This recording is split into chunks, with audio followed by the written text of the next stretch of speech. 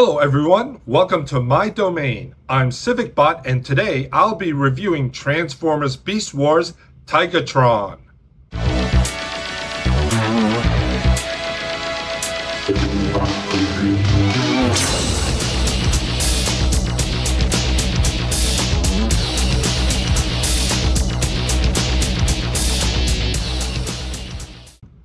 Tigatron first made his appearance in Season 1, Episode 7, Fallen Comrades, when his stasis pod broke orbit and crashed north of the Maximal base in the frozen tundra. Optimus Primal was rushing to get to the stasis pod first, but was ambushed by Waspinator and Pterosaur and put out of action. Rhinox, Cheetor, and Rat Trap went instead, only to be stopped by the same annoying Predacons. The Maximals had to get to the pod first to secure the programming before Megatron and his goons got there, so Dinobot reached out to Primal's core consciousness while he was in the CR chamber. The moon was used to bounce a laser beam from the Maximal ship to the stasis pod to begin the sequence in programming the protoform into a Maximal. Wouldn't you know, there was a white tiger present in the area. How convenient. By the time the Maximals and Predacons arrived at the scene, an argument ensued about who's taking the stasis pod, with Megatron threatening to kill the two white tigers. Surrender yourselves and this pod, or they shall be terminated. The Maximals backed down, seeing that the senseless arguing would jeopardize the tigers' lives. You win, you depraved water stinking slag. Little did each side know that the transformation process had already occurred, with Tigatron watching the entire situation. Shocked to see the protoform wasn't in the stasis pod, Megatron and his goons found themselves under fire from Tigatron and the rest of the Maximals. Tigatron, maximize!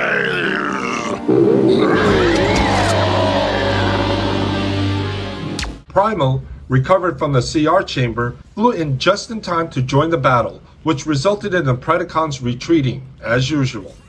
Retreat! After meeting Primal, Tigatron chose to stay out in the wilderness because his identity circuits were damaged. I feel my place is here, in the wilds, with my kind. Tigatron is a true warrior. He's brave and loyal to the Maximals, though he prefers to work alone. He is a gentleman, but on rare occasions will let loose. And slag some butt! Just like his beast counterpart, he is cunning, fearless, and true to his instincts. A true embodiment of what is said in Shakespeare's Hamlet, "To thine own self be true," as Tigatron wholeheartedly embraces every part of who he is. Let the trails lead where they may. I will follow. In Season 1, Episode 19, Call of the Wild, Tigatron displays his leadership skills by helping the Maximals learn how to fully accept their beast mode without having to fight it. Bring your beast and robot forms together. Let them work in harmony. Tigatron also shows his affinity for nature in Season 1, Episode 23, Law of the Jungle, when his last shot sets off Predacon explosives on a mountain, causing an avalanche that kills his friend, Snowstalker. Feeling guilty and stricken by grief, Tigatron decides he wants nothing to do with the Beast Wars and abandons the fight, becoming a recluse. From this moment on, I am no longer part of the Beast Wars. Unfortunately, Tigatron's last appearance was in Season 2, Episode 6, Other Visits Part 1, when both he and Airazor were abducted by aliens, just as they were starting a romantic relationship. Wherever we go, my spark will find yours! It was later revealed that these aliens had fused the sparks of the Maximal couple into one super warrior named Tigerhawk as their personal agent of destruction, but that's for another review later on. It's really too bad because I feel Tigatron really didn't get much time like the rest of the Maximals. A great seasoned and experienced warrior, Tigatron didn't have much to go on character development other than where his relationship with Airazor would go had they not been abducted. It's just a sore point for me because I felt both characters were essential and critical to the Maximals, just like Depth Charge and Dinobot. I also felt he and Silverbolt would have made a great team because they're both so honorable. Well, you can't have it all. On to robot mode. Tigatron stands roughly 5.5 inches tall. The figure resembles nothing of the character depicted in the series. Rather, it is more symbolic than anything else, especially for Season 1 of Beast Wars. Most of the action figures were produced before their designs were finalized in order to match the release date of the show. There was no communication between Hasbro, the toy company, and the series production company.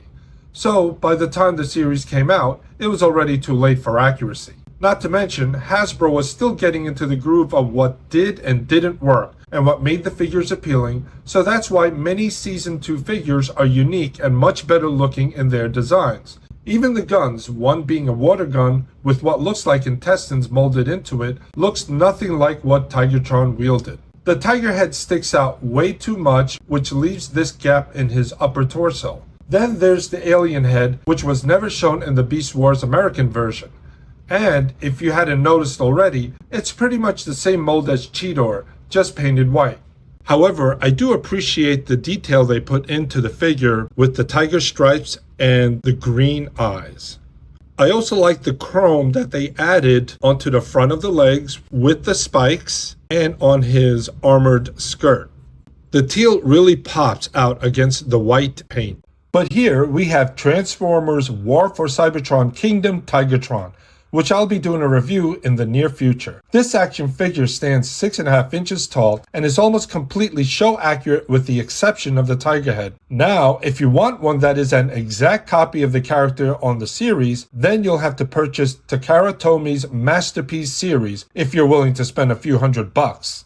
And now for the articulation. His head moves from left to right and they move up and down. His shoulders work on a ball joint, which allows him full range of motion from front to back, side to side, and also a butterfly hinge, which allows his arms to move forward and backward. His biceps work on a swivel, and his elbows work on a single hinge. His torso can turn from left to right, and his legs also work on a ball joint, which allows them to move from front to back and side to side. His lower legs work on a swivel and on a single hinge, which allows him to bend. His toes can move in and out. Now on to transformation. Take his leg, twist the lower part, push the toes in. Repeat on the other side. And we take his tiger head, raise it up, we twist it around, put it down. Next, you take his arm, fold it in, repeat on the other side. There are tabs, you snap it into the head. Then you take his front legs, and it just rotates. Take this flap, and it covers the back. Twist the lower torso. There you have his legs. Then you put the tail in the tab into the hole like that, and his water gun becomes part of his chest. And there you have Tigatron in beast mode. Now, if I didn't like him in robot mode, I certainly don't like him in beast mode. The head and front legs have no articulation at all. The front paws actually almost look like a hybrid of human hands and tiger paws. The hind legs are even worse. What looks like paws are twice as large as the front ones, and then the legs look like they're bending in a wrong and painful looking way. Even the water gun underneath the torso looks out of place. Everything looks disproportionate on the figure in beast mode, and his silhouette is very unnatural. About the only reason why I had this Season 1 Tigatron is because it is representative of the character, and I purchased him when he was first released. And for many of you, I also think that there is some sense of sentimentality because this was the only figure made that represented Tigatron at the time. Overall, I'm not really pleased with this action figure. For one thing, he shares the same exact mold as Cheetor, but I have to give credit where credit is due, as it was impossible for them to make this figure show accurate and meet their deadlines. I respect the effort, but not their creative decisions. I would say the best feature of Tigatron is the nostalgia factor. Hopefully, my review with the Kingdom Tigatron will be a bit more positive. This review doesn't change the fact that Tigatron is one of my favorite characters of the Beast Wars series who deserved more time than he was given. But that's just my opinion. And finally, I would like to thank my daughter for this amazing artwork of my channel banner. So, if you enjoyed this video, please like and subscribe. Until then, I'm CivicBot. See you soon. CivicBotdomain.